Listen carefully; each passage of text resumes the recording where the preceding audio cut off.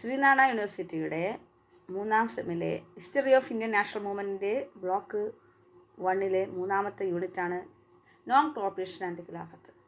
അതിൽ പ്രതിപാദിക്കുന്നത് 1914-18 കാലഘട്ടത്തിലെ ഫസ്റ്റ് വേൾഡ് വാർ സമയത്ത് അതിൻ്റെ അനന്തരഫലമായിട്ടുണ്ടായ ഇമ്പാക്റ്റുകളാണ്. അതിൽ എക്കണോമിക് ഹാർഡ്ഷിപ്പ് ഉണ്ടായി, അതുപോലെ തന്നെ അധികാരവും രാഷ്ട്രീയവുമായിട്ടുള്ള വ്യതിയാനങ്ങൾ സംഭവിച്ചു, മാറ്റങ്ങളുണ്ടായി. ഈ സമയത്ത് ഒത്തിരി ബില്ലുകൾ വന്നു. അത് റൗലറ്റ് ബില്ലാണ്, കുറച്ച് മൂവ്മെൻറ്റുകൾ വന്നു, ഖിലാഫത്ത് മൂവ്മെൻറ്റുകൾ, അങ്ങനെ കുറച്ച് കാര്യങ്ങളുണ്ട്. അതിൽ മെയിനായിട്ട് പറയുന്നത് 1919 എന്താണ് ആക്ട് ഓഫ് മോണ്ടോഗോ ചെംസ്ഫോർട്ട്. മോണ്ടോഗോ ചെംസ്ഫോർട്ട് ആക്ട് എന്താണെന്ന് വെച്ചാൽ ഡിസംബർ 23, 1919 ഇത് നിലവിൽ വന്നത്. മോണ്ടോഗോ ചെംസ്ഫോർട്ട് ആക്ട് എന്ന് പറയുന്നത് 1917 മുതൽ 1922 വരെ ഇന്ത്യയുടെ സ്റ്റേറ്റ് സെക്രട്ടറി ആയിരുന്ന എഡ്രിൻ മൊണ്ടോഗിൽ നിന്നും 1916, 1921 ഇന്ത്യയുടെ വൈസ്രോയി ആയിരുന്ന ലോർഡ് ചെംസ്ഫോർഡിൽ നിന്നുമാണ് ഈ പരിഷ്കാരങ്ങൾ ഉണ്ടായത്. ആ ലോർഡ് ചെംസ്ഫോർഡിൽ നിന്നാണ് മൊണ്ടോഗോ ചെംസ്ഫോർഡ് എന്ന പേര് തന്നെ ഈ വൈസ്രോയിമാരിൽ നിന്നും ഉണ്ടായത്. 1918 തയ്യാറാക്കിയ മൊണ്ടോഗോ ചെംസ്ഫോർഡ് റിപ്പോർട്ടിൻ്റെ ഈ പരിഷ്കാരങ്ങളെ വിവരിക്കുകയും ഇതിൽ കൂടി ചെയ്യുന്നുണ്ട്. 1919 ഇന്ത്യ ഗവൺമെൻറ് ഓഫ് ആക്ട് അടിസ്ഥാനമായി മാറുകയും ചെയ്തു. അപ്പോൾ കുറച്ച് കാര്യങ്ങൾ ഇതിൽ പറഞ്ഞു. മെയിനായിട്ട് പറയുന്ന ഡയാർക്കിയാണ്. ഡയാർക്കി എന്ന് വെച്ചാൽ ദ്വിഭരണം എന്ന് പറയുമ്പോഴത്തേക്ക് രണ്ട് വ്യക്തികളോ രണ്ട് ഗ്രൂപ്പുകളോ തമ്മിൽ ഭരിക്കുന്ന രണ്ട് തരത്തിലുള്ള ഭരണമാണ് ഡയാർക്കി എന്ന് പറയുന്നത്. അപ്പോൾ ഗവൺമെൻറ് ഓഫ് ഇന്ത്യ ആക്ട് പ്രകാരം ഡയാർക്കിയാണ് ഇവിടെ ഇൻട്രഡക്ഷനായിട്ട് പറയുന്നത്. ആ ആക്ട് അതിൻ്റെ തോൽവി എന്ന് പറയുന്നത് അതിൻ്റെ satisfy the demand of the Indians. എന്തൊക്കെയാണ് ഇന്ത്യയിൽ കൊണ്ടുവന്ന ഡിമാൻഡ്സുകൾ, അത് പരാജയപ്പെടാനുള്ള കാരണങ്ങൾ എന്താണെന്ന് ഇതിൽ നമുക്ക് മനസ്സിലാക്കാം. അതിൽ ഒന്നെന്ന് പറഞ്ഞത് ഇത് അവസാനം ഈ ഗവൺമെൻറ് ഓഫ് ഇന്ത്യ ആക്ട് നിന്ന് എടുത്തിട്ടുള്ളത് ഇത് കൗൺസിൽ ഓഫ് ആക്റ്റായി, ഇന്ത്യയുടെ കൗൺസിൽ ഓഫ് ആക്റ്റായി. പിന്നെ ഇത് എന്തായി മാറി, ഗവൺമെൻറ് ഇന്ത്യ ആക്ടിൻ്റെ തന്നെ പരിഷ്കാരമായി മാറുകയും ചെയ്തത്. ഒന്നാമത്തെ പോയിന്റ് എന്ന് പറയുന്നത് എന്താണ്, ഇൻട്രൊഡക്ഷൻ ഓഫ് എ ഡയാർക്കി ആക്കെയാണ് ഇവിടെ ഇൻട്രൊഡക്ഷൻ നൽകിയത്. ദ്വിഭരണം, അതിൽ രണ്ട് ഭരണം. അതിൽ ഒന്നെന്ന് പറയുന്നത് അഡ്മിനിസ്ട്രേറ്റീവ് എക്സിക്യൂട്ടീവ് കൗൺസിലാണ്. അപ്പോൾ ഒരു ഭരണം എന്താണെന്ന് വെച്ചാൽ എക്സിക്യൂട്ടീവ് കൗൺസിലും, രണ്ടാമത്തെ ഭരണം മിനിസ്റ്റേഴ്സ് ഭരണമാണ്. അതിൽ എക്സിക്യൂട്ടീവ് ഹെഡ് എന്ന് പറയുന്നത് ഗവർണറാണ്. അതിൻ്റെ സബ്ജക്റ്റുകളെ രണ്ടായിട്ട് തിരിക്കുന്നു. അതിൽ ഒന്ന് റിസർവ്ഡ് ആൻഡ് ട്രാൻസ്ഫേർഡ്.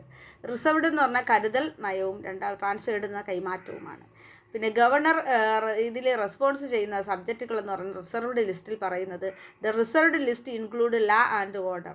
ഇതിൽ നിയമങ്ങളുടെ ഓർഡറും അതുപോലെ തന്നെ ഇറിഗേഷൻസ് ജലസേചനങ്ങളും അതുപോലെ ലാൻഡ് റവന്യൂ പൊതുമരാമത്തുമായി ബന്ധപ്പെട്ട നികുതിയും മറ്റുള്ള വരുമാന കാര്യങ്ങളുമാണ് ഇതിൽ പറയുന്നത്.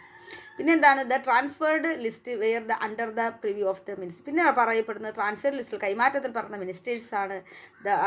മന്ത്രിതലത്തെക്കുറിച്ചാണ് പറയുന്നത്. ഇതിൻ്റെ സബ്ജക്റ്റിൽ അടങ്ങിയിരിക്കുന്നത് എഡ്യൂക്കേഷൻ, വിദ്യാഭ്യാസമുണ്ട്, ലോക്കൽ ഗവൺമെൻറ്, തദ്ദേശ സ്വയംഭരണ സ്ഥാപനങ്ങൾ എന്ന് പറയുമ്പം 1200 സ്ഥാപനങ്ങളെ 1200 സംഭവങ്ങളാണ് എന്തോന്ന് ലോക്കൽ ഗവൺമെൻറ് എന്ന് പറയുന്നത്. തദ്ദേശ സ്വയംഭരണ സ്ഥാപനങ്ങൾ, ബ്ലോക്കുകളും പഞ്ചായത്തുകളും ജില്ലാ പഞ്ചായത്തുകളും പിന്നെ എന്താണ്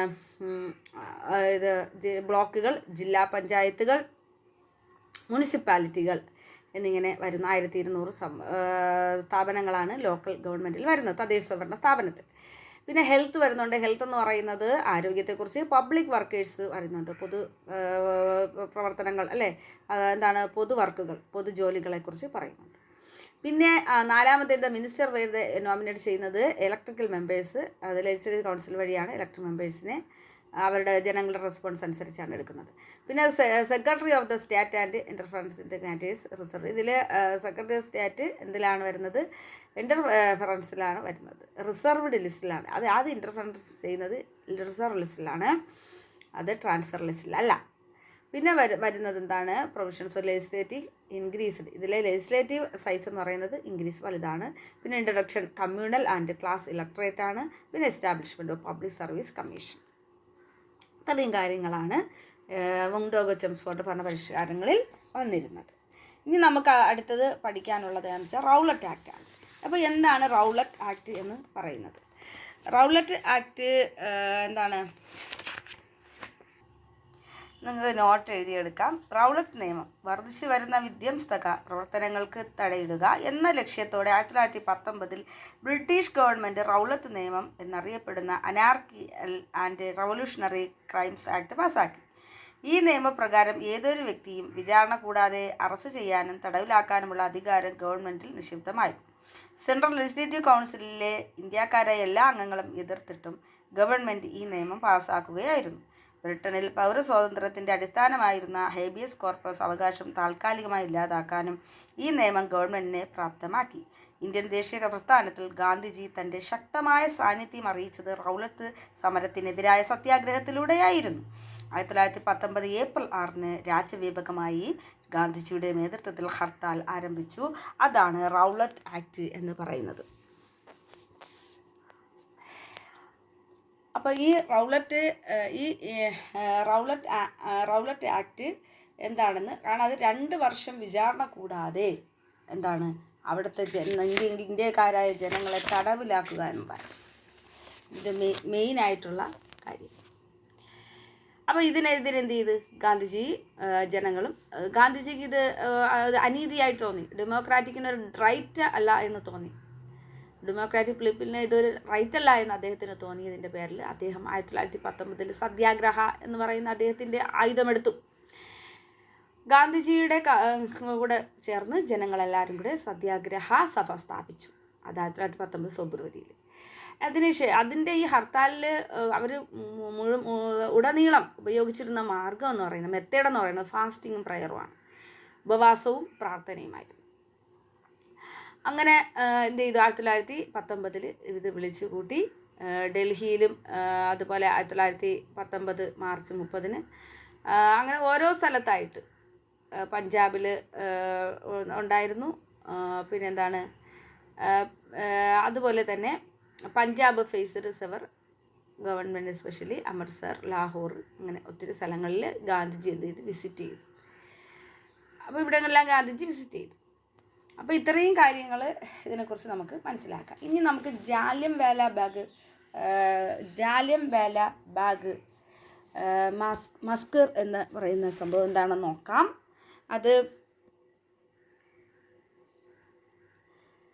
ജാലിയൻവാല ബാഗ് കൂട്ടക്കൊല എന്ന് വെച്ചാൽ അഥവാ അമൃത്സർ കൂട്ടക്കൊല നടന്നത് 1919 ഏപ്രിൽ 13 പഞ്ചാബിലെ നേതാക്കളായ സൈഫുദ്ദീൻ കിച്ലു, സത്യപാൽ എന്നിവരെ അറസ്റ്റ് ചെയ്തതിൽ പ്രതിഷേധിക്കുന്നതിന് വേണ്ടി 1919 ഏപ്രിൽ 10 അമൃത്സറിൽ ഹർത്താൽ ആചരിച്ചു. അമൃത്സർ ഡെപ്യൂട്ടി കമ്മീഷണറുടെ വസതിയിലേക്ക് നടന്ന പ്രതിഷേധ റാലിക്ക് നേരെ പോലീസ് വെടിവെച്ചു. ഇതിൽ ഗോപകുലരായ ജനക്കൂട്ടൻ ബാങ്കുകൾക്കും സർക്കാർ സ്ഥാപനങ്ങൾക്കും തീവച്ചു. അക്രമങ്ങൾ 5 യൂറോപ്യന്മാരും 20-ലേറെ ഇന്ത്യക്കാരും കൊല്ലപ്പെട്ടു. ഏപ്രിൽ 13 പഞ്ചാബിൽ പട്ടാള നിയമം ഏർപ്പെടുത്തി പൊതുയോഗങ്ങൾ, ഘോഷയാത്രകൾ എല്ലാം നിരോധിച്ചു. 1919 ഏപ്രിൽ 13 സിഖുകാരുടെ വൈശാഖി ഉത്സവമായിരുന്നു. ആ ദിവസം അമൃത്സറിനടുത്തുള്ള ജാലിയൻവാല ബാഗ് മൈതാനത്ത് പോലീസ് അതിക്രമങ്ങളിൽ പ്രതിഷേധിക്കാൻ ഒരു പൊതുയോഗം സംഘടിപ്പിച്ചു. കർഫ്യൂ വക വയ്ക്കാതെ യോഗം ചേർന്ന് ജനക്കൂട്ടത്തിന് നേരെ അമൃത്സറിലെ മിലിറ്ററി കമാൻഡറായിരുന്ന ജനറൽ റെജിനാൾഡ് ഡയറിൻ്റെ നേതൃത്വത്തിൽ പട്ടാളം 10 മിനിറ്റോളം തുടർച്ചയായി നിറയൊഴിച്ചതിൻ്റെ ഫലമായി സ്ത്രീകളും കുട്ടികളും അടക്കം നൂറുകണക്കിന് ആളുകൾ കൊല്ലപ്പെട്ടു. സംഭവങ്ങൾ ജാലിയൻവാല ബാഗ് കൂട്ടക്കൊല എന്നറിയപ്പെടുന്നു. ഈ സംഭവത്തിൽ 1650 റൗണ്ട് വെടിവെച്ചു എന്നാണ് കണക്കാക്കപ്പെട്ടിട്ടുള്ളത്. വെടിക്കോപ്പുകൾ തീരും വരെ വെടിയുതിർക്കുകയുണ്ടായി. 1000-ഓളം പേർ ഈ സംഭവത്തിൽ കൊല്ലപ്പെട്ടു എന്നാണ് ഇന്ത്യൻ നാഷണൽ കോൺഗ്രസിൻ്റെ കണക്ക്. ഇതിൻ്റെ അനന്തരഫലം എന്ന് പറയും പോലെ എക്കണോമിക് ഹാർഡ്ഷിപ്പ് ഉണ്ടായി. അപ്പം എന്താണ് ജനങ്ങളുടെ ഇടയിൽ ഹെവി ടാക്സ് അവർക്ക് കൊണ്ടുവന്നു. അതുപോലെ തന്നെ അവർക്ക് അവരുടെ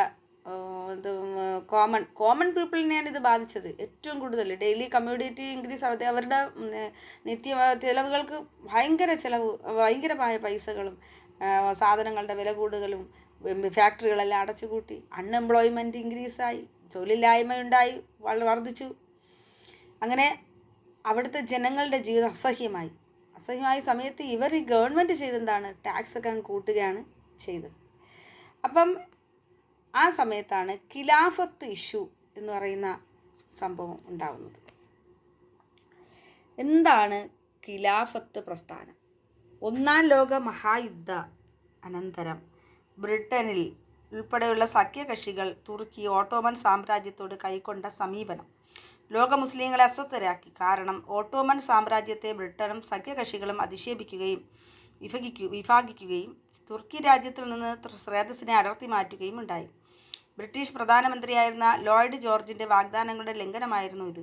തങ്ങളുടെ ആത്മീയ നേതാവായ ഖലീഫയുടെ സ്ഥാനമാണ് തുർക്കി സുൽത്താനും മുസ്ലിങ്ങൾ കൽപ്പിച്ചിരുന്നത്.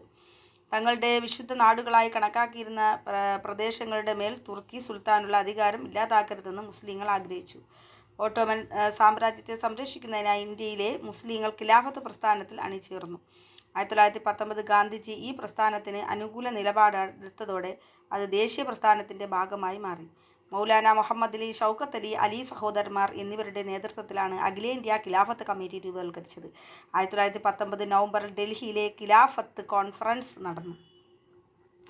ഗാന്ധിജി, മദൻ മോഹൻ മാളവ്യ, മോത്തിലാൽ നെഹ്റു എന്നിവർ അതിൽ പങ്കെടുത്തു. ഖിലാഫത്ത് പ്രസ്ഥാനത്തിൻ്റെ ആവശ്യങ്ങൾ അംഗീകരിച്ചില്ലെങ്കിൽ ഗവൺമെൻറ്റിനുള്ള എല്ലാ സഹകരണവും പിൻവലിക്കണമെന്ന് സമ്മേളനം തീരുമാനമെടുത്തു. ഖിലാഫത്തിനോടൊപ്പം നിസ്സഹകരണ പ്രസ്ഥാനത്തിന് അണിചേരാൻ ഗാന്ധിജി ജനങ്ങളോട് ആഹ്വാനം നടത്തി. ഹിന്ദു മുസ്ലിം ഐക്യം ഉറപ്പിക്കാനും മുസ്ലിങ്ങളെ ദേശീയ പ്രസ്ഥാനത്തിലേക്ക് കൊണ്ടുവരാനുമുള്ള ഒരു സുവർണ അവസരമായിട്ടാണ് ബാലഗംഗാധര തിലകനും ഗാന്ധിജിയും ഖിലാഫത്ത് പ്രക്ഷോഭത്തെ കണ്ടത്.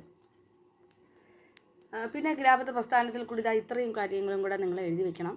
എന്തെന്ന് വെച്ചാൽ ഈ Khilafat committee Indian national Congress outline non cooperation movement of in different stage. നിസ്സഹകരണ പ്രസ്ഥാനത്തിൽ വ്യത്യസ്തമായ സ്റ്റേജുകൾ ഇവർ കൊണ്ടുവന്നു. അതിലൊന്ന് resignations of the title and honorary posters. അവരുടെ ബഹുമതികൾ അവരെന്ത് ചെയ്തു? ബഹിഷ്കരിച്ചു. അതെല്ലാം എടുത്ത് കളഞ്ഞു. Boycott of the government affiliated school and college law huts courts and foreign clothes. ബ്രിട്ടീഷുകാരുടെ എല്ലാ കോളേജുകളായാലും അവരുടെ ലോ ആയാലും അവരുടെ വസ്ത്രങ്ങളായാലും എല്ലാം ഇവർ ബഹിഷ്കരിച്ചു. പിന്നെന്താണ്? Resignations from the civil service. അവർ സിവിൽ സർവീസുകൾ രാജിവെച്ചു. Resignation from the post of police, army സർവീസുകളെല്ലാം അവർ ഉപേക്ഷിച്ചു.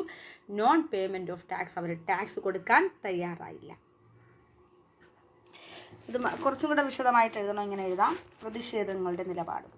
സർവീസിൽ നിന്ന് പുറത്താക്കപ്പെട്ടെങ്കിലും ജനറൽ ഡയറിന് ബ്രിട്ടനിൽ ഭയങ്കര ഇതൊക്കെ ആയിരുന്നു. ഓക്കെ, അവഹേളനത്തിൽ ഈ മുഹൂർത്തത്തിൽ ബഹുമതി ചിഹ്നങ്ങൾ നമ്മുടെ അപമാനം കൂടുതൽ പ്രകടമാക്കുന്ന എനിക്ക് ലഭിച്ച എല്ലാ പ്രത്യേക ബഹുമതികളും ഞാൻ ഇതാ ഉപേക്ഷിക്കുന്നു. 1919 മെയ് 30 നിസാർ പദവി ഉപേക്ഷിച്ചുകൊണ്ട് വൈസ്രോയി ടാഗോർ എഴുതി. ഗാന്ധിജി തനിക്ക് മുമ്പ് ബോയർ യുദ്ധകാലത്ത് ബ്രിട്ടീഷ് സർക്കാരിൽ നിന്ന് ലഭിച്ച കൈസർ ഈ ഹിന്ദ് ബഹുമതിയും ബ്രിട്ടീഷ് സർക്കാരിന് തിരികെ നൽകി. ടാഗോറിൻ്റെയും ഗാന്ധിജിയുടെയും സുഹൃത്ത് CF ആൻഡ്രൂസ് ജാലിയൻവാല ബാഗ് സന്ദർശിച്ച ശേഷം മഹാദേവ് ദേശായിക്ക് എഴുതിയ കത്തിൽ ഈ സംഭവത്തെ കശാപ്പ് എന്നാണ് വിശേഷിപ്പിച്ചത്. പിന്നെ അതുപോലെ തന്നെ ഹണ്ടർ കമ്മീഷൻ എന്ന് പറഞ്ഞൊരു സംഭവം, അത് ഈ ജാലിയൻവാല ബാഗ് കൂട്ടക്കൊലയെക്കുറിച്ച് അന്വേഷിച്ച റിപ്പോർട്ട് സമർപ്പിച്ചതാണ് ഹണ്ടർ കമ്മീഷൻ എന്ന് പറയുന്നത്. അതുപോലെ തന്നെ towards the non cooperation movement. ഇപ്പം Gandhiji succeed the security of support of the Congress of movement. അപ്പോൾ ഈ മൂവ്മെൻറ്റിനൊക്കെ ഗാന്ധിജി എന്ത് ചെയ്തു? വിജയം കണ്ടു. ഫൈനലി അവസാനമായിട്ട് ഒരു കൽക്കട്ട സെക്ഷനിൽ സെപ്റ്റംബർ 1924 കൽക്കട്ട സെക്ഷൻ നടന്നത്. അവിടെ അനുവദിച്ചിരുന്ന ഭരണഘടനയും മറ്റുള്ള കാര്യങ്ങളെന്ന് പറയുന്നത് ആ ഇതിനെതിരെ നിന്നെന്ന് വെച്ചാൽ CR ദാസ് അദ്ദേഹം ഇതിന് വിയോജിപ്പ് പ്രകടിപ്പിച്ചു കേട്ടോ. പിന്നെ കോൺഗ്രസ് സപ്പോർട്ട് ചെയ്തത് ഗാന്ധിയുടെ plan non cooperation till Punjab Khilafat, പിന്നെ wrong were removed and Swaraj was establish. The main aim of the non cooperation movement that is Swaraj. സ്വരാജിൻ്റെ മെയിൻ എയിം എന്ന് പറയുന്നത് നമ്മുടെ രാജ്യത്തിൻ്റെ സ്വാതന്ത്ര്യമാണ്. നമുക്ക് സ്വന്തമായിട്ട് നമ്മുടെ രാജ്യം വേണം. അതിനവരെന്ത് ചെയ്തു? നാഗ്പൂർ സെക്ഷനിൽ Indian national Congress December 1920 Indian national Congress Nagpur സെക്ഷനിൽ ഇതിനെക്കുറിച്ച് അവരൊരു തീർപ്പ് കൽപ്പിച്ചായിരുന്നു. ഇതിനെക്കുറിച്ച് തീരുമാനമെടുത്തു. അപ്പോൾ നാഗ്പൂർ കമ്മിറ്റിയിൽ അവർക്ക് എടുത്ത തീരുമാനങ്ങൾ എന്തൊക്കെയായിരുന്നെന്ന് വെച്ചാൽ, ഒന്ന്, Congress formed a working committee of 15 members. അപ്പം 15 മെമ്പേഴ്സിലെ അവർ വർക്കിംഗ് കമ്മിറ്റിയിൽ ഫോം ചെയ്തു. Formation of all India Congress committee. All India Congress കമ്മിറ്റിയിലും 300 മെമ്പേഴ്സിനെ. The formation of the Congress committee എവിടെയൊക്കെ പോയി? ടൗണിലും വില്ലേജിലും പോയി, ഗ്രാമങ്ങളിലും പട്ടണങ്ങളിലും പോയി. Provisional Congress committee were organised linguistic ഭാഷാ ബേസിലാണ് അവർ സംഘടനകൾ രൂപീകരിച്ചത്. The Congress membership made open to all adult. എല്ലാ അഡൽട്ടുകളെയും അവരെന്ത് ചെയ്തു, ഇതിൽ പങ്കെടുപ്പിച്ചു. ഇനി the non cooperation movement had 2 main aspects. മെയിനായിട്ട് അതിൽ 2 ആസ്പെക്ട്സുകൾ ഉണ്ടായിരുന്നു. കൺസൾട്ടീവ് പ്രോഗ്രാം കംപ്രൈസ്ഡ് എന്താണ്, നാഷണലൈസേഷൻ ഓഫ് എഡ്യൂക്കേഷൻ്റെ ഇതിനെല്ലാത്തിനുള്ള പ്രൊമോഷൻ എന്ന് പറയുന്നത് ഇൻഡിജീനിയസ് ഗുഡ്സും പോപ്പുലറൈസിങ് ചാർക്ക ആൻഡ് ഖാദി. എന്തിനാണ് ബ്രിട്ടീഷുകാരുടെ സാധനങ്ങളെല്ലാം ഉപേക്ഷിച്ചിട്ട്, അവരുടെ വിദ്യാഭ്യാസവും അവരുടെ മറ്റുള്ള സാധനങ്ങളും ഉപേക്ഷിച്ചിട്ട് നമ്മുടെ പോപ്പുലറായിട്ടുള്ള നമ്മുടെ ചാർക്ക ഉപയോഗിച്ച്, നമ്മുടെ ഖാദി ഉപയോഗിച്ചുള്ള വസ്ത്രങ്ങൾ ഇടുക, അത് വെച്ച് തുന്നുക എന്നുള്ള ഉദ്ദേശത്തിലോട്ട് അവർ വന്നു. പിന്നെ എന്താണ് അവർ ചെയ്തതെന്ന് വെച്ചാൽ, ഇതിൽ ബോയ്ക്കോട്ട് ചെയ്ത് ഇവർ ബഹിഷ്കരിച്ചത് എന്തൊക്കെയാണെന്ന് വെച്ചാൽ, ലാ കോഡ്സ്, ബ്രിട്ടീഷുകാരുടെ നിയമ കോടതികളും അതുപോലെ അവരുടെ എഡ്യൂക്കേഷനും ഇൻസ്റ്റിറ്റ്യൂഷനുകളും, പിന്നെ എന്താണ് അവരുടെ ഇലക്ഷനും അവരുടെ ഒഫീഷ്യൽ ഫങ്ഷനും ബ്രിട്ടീഷ് ഗുഡ്സും എല്ലാം എന്ത് ചെയ്തു, അവർ ഉപേക്ഷിച്ചു. പിന്നെ നോൺ കോർപ്പറേഷൻ മൂവ്മെൻറ്റിൽ അവർ മെയിനായിട്ട് എടുത്തതെന്ന് പറഞ്ഞാൽ 1921 ജനുവരിയിലാണ് മൊമെൻറ്റം ചെയ്തത്. അതുപോലെ Gandhi along the Ali brothers undertook the nationwide tour. The movement received support from the section of the society. പിന്നെന്താണ്, ഒത്തിരി കുട്ടികളെ ഇതിലോട്ടെടുത്തു അല്ലേ, സ്റ്റുഡൻസിനെ എല്ലാം ഈ മൂവ്മെൻറ്റിലോട്ട് കൊണ്ടുവന്നു. അവരുടെ എഡ്യൂക്കേഷൻ സ്ഥാപനങ്ങളെല്ലാം ബഹിഷ്കരിച്ചു അല്ലേ, അവരുടെ എല്ലാം ബംഗാളിലും പഞ്ചാബിലും എല്ലാം. ആ കാര്യങ്ങളെല്ലാം സക്സസ് ആയി.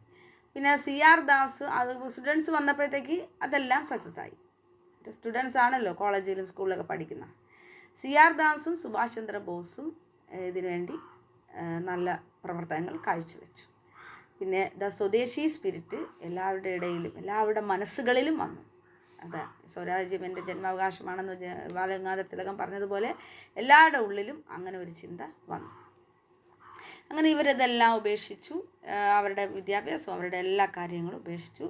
CR ദാസും മോത്തിലാൽ നെഹ്റുവും രാജഗോപാലാചാരിയും Vallabhbhai Patel other gave their practice, ഇവരെല്ലാവരുടെയും ഒത്തൊരുമയാണ് ഇതിന് ഒരു വിജയം കണ്ടെത്താൻ കഴിഞ്ഞത്. ദ മോസ്റ്റ് സക്സസ്ഫുള്ളായി മാറി. എങ്ങനെയാണ് ബോയ്ക്കോട്ട്, ഇവരുടെ ബഹിഷ്കരണങ്ങളെല്ലാം ഫോറിൻ ക്ലോത്തസിൻ്റെയും എല്ലാത്തിൻ്റെയും ബോയ്ക്കോട്ട് ബഹിഷ്കരിച്ചത് വളരെ സക്സസ് ആയി മാറി.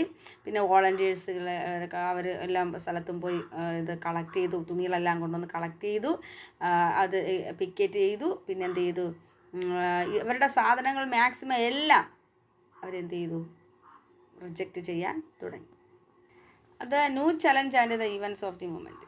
അപ്പം ഇത് സംഭവം 1921 Muhammad Ali at the all India's Khilafat conference held at Karachi on 8 ജൂലൈയിൽ കറാച്ചിയിൽ എന്ത് നടക്കുകയാണ്, ഖിലാഫത്ത് കോൺഫറൻസ് നടക്കുകയാണ്. അപ്പോൾ ഇത് മതവുമായി ബന്ധപ്പെട്ട് ഉള്ള കാര്യമാണ് നടക്കുന്നത്. ഈ സമയത്താണ് ആര് വരുന്നതെന്നറിയാമോ, വെയിൽസ് രാജകുമാരൻ. അപ്പോൾ ഈ വെയിൽസ് രാജകുമാരൻ വരുന്ന സമയത്ത് 1921 നവംബർ 21 വെയിൽസ് രാജകുമാരൻ ഇന്ത്യ സന്ദർശനത്തിനായി മുംബൈയിൽ കപ്പലിറങ്ങി. ഈ രാജകീയ സന്ദർശനത്തെ ബഹിഷ്കരിക്കുവാൻ കോൺഗ്രസ് ജൂലൈ മാസത്തിൽ തന്നെ തീരുമാനമെടുത്തിരുന്നു. കോൺഗ്രസിൻ്റെ ആഹ്വാനപ്രകാരം ആ ദിവസം രാജ്യവ്യാപകമായി ഹർത്താൽ ആചരിച്ചു. ഇതോടനുബന്ധിച്ച് മുംബൈയിൽ കലാപമുണ്ടായി. നിരവധി ആളുകൾ മരണമടയുകയും അനേകം പേർക്ക് പരിക്ക് പറ്റുകയും ചെയ്തു. ഇത് ഗാന്ധിജിയെ അസ്വസ്ഥനാക്കി. വെയിൽസ് രാജകുമാരൻ പോയ സ്ഥലങ്ങളിലെല്ലാം ഹർത്താലുകളും വിജനമായ തെരുവുകളുമാണ് വരവേൽക്കാൻ ഉണ്ടായിരുന്നത്. അപ്പോൾ ഈ ലാസ്റ്റ് മൂവ്മെൻ്റ് എന്ന് പറയുന്നത് ആദ്യം CR ദാസിനെ ഇപ്പോൾ ഈ സംഭവങ്ങളൊക്കെ നടക്കുമ്പോഴത്തേക്ക് ഇവരെന്ത് ചെയ്യണം, അവിടെ ഇവർ ചുമ്മാ ഇരിക്കും. ആദ്യം CR ദാസിനെ അറസ്റ്റ് ചെയ്തു, അവസാനം ഗാന്ധിജിയെ അറസ്റ്റ് ചെയ്തു. അപ്പോൾ ഈ സംഭവങ്ങളെല്ലാം ഇങ്ങനെ നടന്നു. ഇവരെ അറസ്റ്റ് ചെയ്തു ജയിലിൽ കൊണ്ടുപോയല്ലോ. ജയിലിൽ കൊണ്ടുപോയപ്പോഴത്തേക്ക് എന്താണ്, നമ്മുടെ ആൾക്കാരെ എന്ത് ചെയ്യണം, നമ്മുടെ ആൾക്കാരെ അറസ്റ്റ് ചെയ്തവരെ പുറത്ത് വിടണമെന്നുള്ള രീതിയിൽ ബാക്കി വെളിയിൽ നിന്ന ആൾക്കാരും ഇത് ചെയ്യുമല്ലോ. ഇത് എന്താണ്, ഇവിടെ ജയിലിൽ അടച്ചല്ലോ. ജയിലിൽ അടച്ച സമയത്താണ് എന്ത് സംഭവിക്കുന്നത് വെച്ചാൽ, the fate of the movement the decide by the Chauri Chaura incident. Chauri Chaura സംഭവം നടക്കുന്നത് ഈ സമയത്താണ്. 4 ഫെബ്രുവരി 1922. ആ ഡേറ്റുകൾ ഓർമ്മിച്ച് വെച്ചിരിക്കണം. ആ ഡേറ്റുകൾ അങ്ങനെ തന്നെ എഴുതി വെച്ചാൽ അതൊക്കെ പോയിൻ്റാണ്. ഇത് എവിടെയാണ് ഈ ചൗരി ചൗര എന്ന് പറയുന്നത്? ഉത്തർപ്രദേശിലെയാണ്, ഗോരഖ്പൂർ ഡിസ്ട്രിക്റ്റിലെ, ഉത്തർപ്രദേശിലെ ഗോരഖ്പൂർ ഡിസ്ട്രിക്റ്റിലാണ് ഈ ചൗരി ചൗര എന്ന് പറയുന്ന സ്ഥലം ഉള്ളത്. അപ്പോൾ ഈ നിസ്സഹരണ പ്രസ്ഥാനം ശക്തി പ്രാപിച്ച് വരികയും 1922 ഫെബ്രുവരി 5-ന് ഉത്തർപ്രദേശിലെ ഗോരഖ്പൂർ ജില്ലയിലെ ചൗരി ചൗരയിലെ പോലീസും ജനക്കൂട്ടവുമായി സംഘർഷമുണ്ടാവുകയും പോലീസുകാരുടെ അതിക്രമത്തിൽ ശോഭം പൂണ്ട ജനക്കൂട്ടം പോലീസ് സ്റ്റേഷൻ ആക്രമിച്ച് തീവച്ചു. ഈ സംഭവത്തിൽ 22 പോലീസുകാർ അഗ്നിക്കിരയായി. സമരക്കാരുടെ അക്രമത്തിൽ മനം നൊന്ത് ഗാന്ധിജി നിസ്സഹരണ പ്രസ്ഥാനം ആ സമരം അങ്ങ് പിൻവലിച്ചു. നിരുപാധികമായി ഈ പിൻവലിക്കലിനെ കോൺഗ്രസ് നേതാക്കൾക്ക് പോലും വിമർശിച്ചു. ദേശീയ ദുരന്തം എന്നാണ് സുഭാഷ് ചന്ദ്രബോസ് ഈ നടപടി വിശേഷിപ്പിച്ചത്. ദേശീയ ദുരന്തം എന്ന് വെച്ചാൽ ഹിമാലയൻ ബ്ലണ്ടർ എന്ന രീതിയിലാണ് അവിടെ സംസാരം ഉണ്ടായത്. ഒരു ഗ്രാമം ചെയ്ത തെറ്റിന് ഒരു രാജ്യത്തെ മുഴുവൻ ശിക്ഷിക്കപ്പെടുന്നത് ശരിയല്ല എന്ന നിലപാടാണ് ലാലാ ലജപത് റായിയും പുലർത്തിയത്. അപ്പോൾ ഇതാണ് ഗാന്ധിയുടെ ഡിസിഷൻ എന്ന് അദ്ദേഹം പറഞ്ഞു. ഇനി ഇത് വേണ്ട, കാരണം ഇത് ഇനി ഇങ്ങനെ കൊണ്ടുപോയി കഴിഞ്ഞാൽ ശരിയാവില്ല, നമുക്കിനി നിസ്സഹരണ പ്രസ്ഥാനം. കാരണം അദ്ദേഹം നോൺ വയലൻസിന് കീപ്പ് ചെയ്യുന്ന ആളാണ്. പക്ഷെ അവിടെ വയലൻസാണ് ഉണ്ടായത്. അപ്പോൾ അദ്ദേഹത്തിന് അത് സഹിക്കാൻ കഴിഞ്ഞില്ല. അതുകൊണ്ടാണ് അദ്ദേഹം അങ്ങനെ ഒരു തീരുമാനം എടുത്തത്. ഈ സമയത്താണ് ബർദോളി പ്രമേയം ഉണ്ടാകുന്നത്. എന്താണ് ബർദോളി പ്രമേയം? 1922 ഫെബ്രുവരി 12-ന് ഗുജറാത്തിലെ ബർദോളിയിൽ ചേർന്ന കോൺഗ്രസ് പ്രവർത്തക സമിതി നിയമലംഘനത്തിലേക്ക് നയിച്ചേക്കാവുന്ന എല്ലാ പ്രവർത്തനങ്ങളും നിർത്തിവെക്കുന്ന പ്രമേയം പാസാക്കി.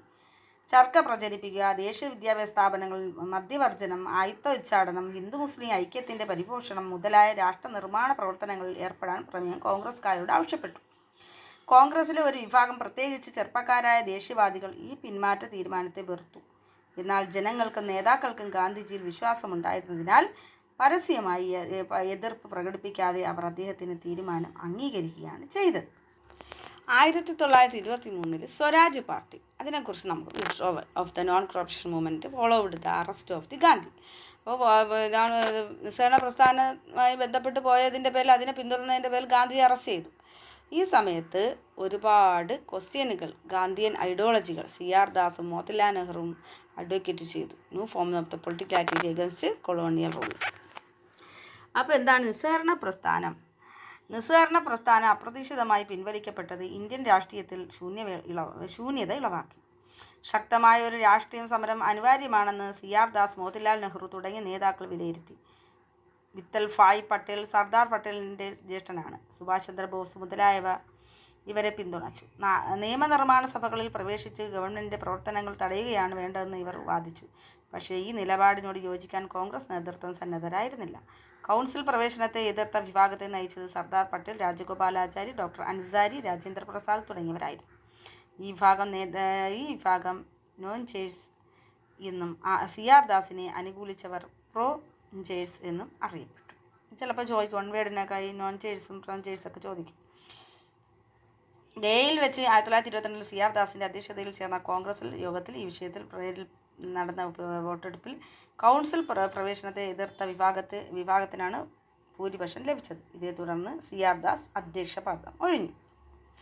CR ദാസ്, മോത്തിലാൽ നെഹ്റുവും രൂപം നൽകിയ സ്വരാജ് പാർട്ടി 1923 ജനുവരിയിൽ പ്രവർത്തനം ആരംഭിച്ചു. MR ജയകുമാർ, വിതൽ ഭായ് പട്ടേൽ തുടങ്ങിയവർ ഈ നീക്കത്തെ അനുകൂലിച്ചു.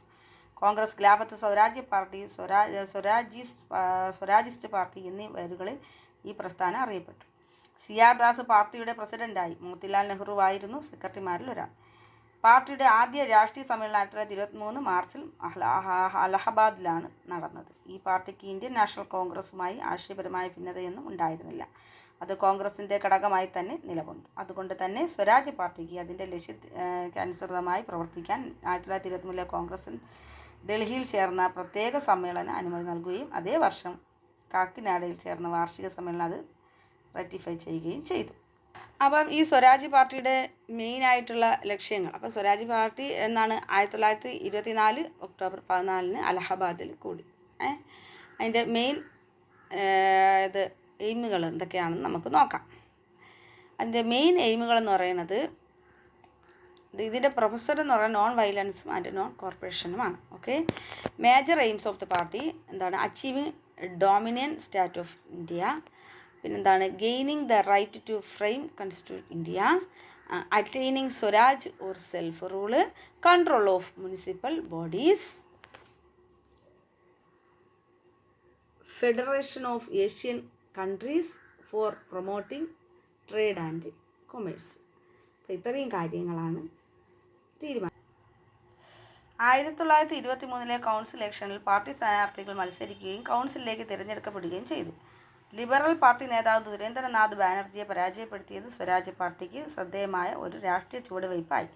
സെൻട്രൽ പ്രൊവിൻസിലെ പ്രവിശ്യ അസംബ്ലിയിൽ സ്വരാജ് പാർട്ടി ഭൂരിപക്ഷം സീറ്റുകൾ നേടി ബംഗാളിൽ ഏറ്റവും വലിയ രാഷ്ട്രീയ കക്ഷിയായി. ആസാമിലും യുണൈറ്റഡ് പ്രൊവിൻസിലും രണ്ടാമത്തെ വലിയ ഗ്രൂപ്പായി. സെൻട്രൽ ലെജിസ്ലേറ്റീവ് അസംബ്ലിയിൽ ആകെയുള്ള 104 സീറ്റിൽ 42 സ്വരാജിസ്റ്റുകൾ പിടിച്ചെടുത്തു. മുഹമ്മദ് അലി ജിന്നയുടെ നേതൃത്വത്തിലുള്ള സ്വതന്ത്രന്മാരുടെ ഗ്രൂപ്പുമായി സ്വരാജിസ്റ്റുകൾ സഖ്യത്തിലേർപ്പെട്ടു. ഈ സഖ്യം നാഷണലിസ്റ്റ് പാർട്ടി എന്നറിയപ്പെട്ടു. ഇവരുടെ അംഗബലം 72 ആയിരുന്നു. തന്മൂലം അവർക്ക് നോമിനേറ്റഡ് അനൗദ്യോഗിക അംഗങ്ങളായ 39 വരുന്ന ഔദ്യോഗിക അംഗങ്ങളെയും ആശ്രയിച്ചിരുന്നു. ഗവൺമെൻറ്റിൻ്റെ പല നീക്കങ്ങളും തടയിടാൻ സാധിച്ചു. യൂറോപ്യന്മാരായ ഉദാര വ്യവസ്ഥകൾ ഉൾക്കൊള്ളിച്ച് തയ്യാറാക്കിയ ഈ കമ്മീഷൻ സപ്പോർട്ട് 1924 സെപ്റ്റംബറിൽ അസംബ്ലി തള്ളിക്കളഞ്ഞു. പ്രധാനമായും മോത്തിലാൽ നെഹ്റുവിൻ്റെ പരിശ്രമ ഫലമായിട്ടാണ് ഇന്ത്യയുടെ ന്യായമായ പല ആവശ്യങ്ങളും സ്വരാജ് പാർട്ടിക്കാർ നിയമനിർമ്മാണ സഭയിൽ അവതരിപ്പിച്ചു. പ്രവിശ്യകളിലെ ദ്വിഭരണത്തെക്കുറിച്ച് പഠിക്കാൻ ബ്രിട്ടീഷ് സർക്കാർ മുഡിമാൻ കമ്മിറ്റിയെ നിയോഗിക്കാൻ പ്രേരിതമായത് ഇവരുടെ സമ്മർദ്ദമായിട്ടായിരുന്നു. ഉത്തരവാദ ഭരണം സ്ഥാപിച്ചെടുത്തതിനെക്കുറിച്ച് ചർച്ച ചെയ്യുന്നത് വട്ടമേശ സമ്മേളനം വിളിച്ചു ചേർക്കാൻ ശുപാർശ ചെയ്തതും മുഡിമാൻ കമ്മിറ്റിയാണ്. 1925 Vithal bhai Patel central legislative assembly അധ്യക്ഷനായി. 1925 ജൂൺ 16 CR ദാസ് അന്തരിച്ചത് സ്വരാജ് പാർട്ടി കനത്ത തിരിച്ചടിയായി. മോത്തിലാൽ നെഹ്റു കോൺഗ്രസിൽ മടങ്ങുകയും കൂടി ചെയ്തതോടെ സ്വരാജ് പാർട്ടി ദുർബലമായി. 1927 തെരഞ്ഞെടുപ്പിൽ പാർട്ടി 40 സീറ്റുകൾ നേടി. 1929 കോൺഗ്രസ് പൂർണ്ണ സ്വരാജ് പ്രമേയം പാസ്സാക്കുകയും തുടർന്ന് സിവിൽ ആജ്ഞ ലംഘന പ്രസ്ഥാനത്തിൽ അണിചേരുന്നതിന് അംഗങ്ങളോട് നിയമനിർമ്മാണ സഭയിലെ അംഗത്വം രാജിവെക്കണമെന്ന് ആവശ്യപ്പെടുകയും ചെയ്തു. അതോടെ നിയമനിർമ്മാണ സഭകൾക്കുള്ളിൽ നിന്ന് ഗവൺമെൻറ്റിനോട് നിസ്സഹകരണ നയം പുലർത്തുന്ന രീതിക്ക് ശീഘ്രമായ പര്യവസാനമായി. സ്വാതന്ത്ര്യത്തിലേക്കുള്ള ഇന്ത്യയുടെ യാത്രയ്ക്ക് അത്ര വലിയ സംഭാവനയൊന്നും അർപ്പിക്കാൻ സ്വരാജ് പാർട്ടിക്ക് സാധിച്ചില്ല. എങ്കിൽ കൂടി പത്രികാരാജ്യ പദവി നൽകുന്നത് സംബന്ധമായ ഭരണപരിഷ്കാരങ്ങൾ കൊണ്ടുവരുന്നതിൽ അധികൃതരുടെ മേൽ പ്രേരക ശക്തിയാകാൻ അതിൻ്റെ പ്രവർത്തനങ്ങൾക്ക് ഒരു പരിധിവരെ കഴിഞ്ഞിട്ടുണ്ട്.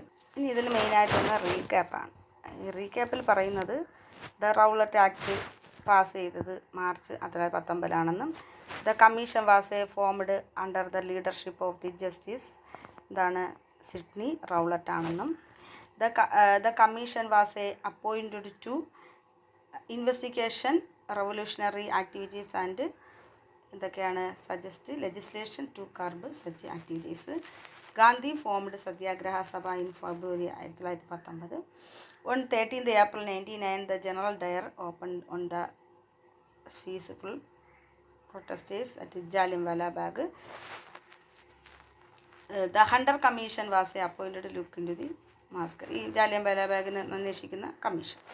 The Hunter commission gave the report favour the government. India was another causes of the non cooperation movement. The act introduced diarchy province. Swaraj was added to the major object of the movement in the Nagpur section. അതിലാണ് നമ്മൾ സ്വരാജ് പാർട്ടിയെക്കുറിച്ചുള്ള തീരുമാനങ്ങളൊക്കെ എടുത്തത്. പിന്നെ നാഗ്പൂർ സെക്ഷനിലാണ് resolution of the Calcutta സെക്ഷനാണ്. പിന്നെ new constitution Congress implement ചെയ്തത് നാഗ്പൂർ സെക്ഷനിലായിരുന്നു.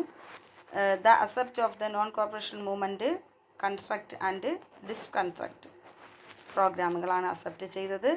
പിന്നെ ചൗരി ചൗര ഇൻസിഡൻസ് 14 ഫെബ്രുവരി 1922, ശരിക്കും 5-ാം തീയതി എന്നാണ് പറയുന്നത്, ഇതിൽ 4-ാം തീയതിയാണ് കൊടുത്തിരിക്കുന്നത്. At the Bardoli resolution non cooperation movement was വിത്ഡ്രൂ.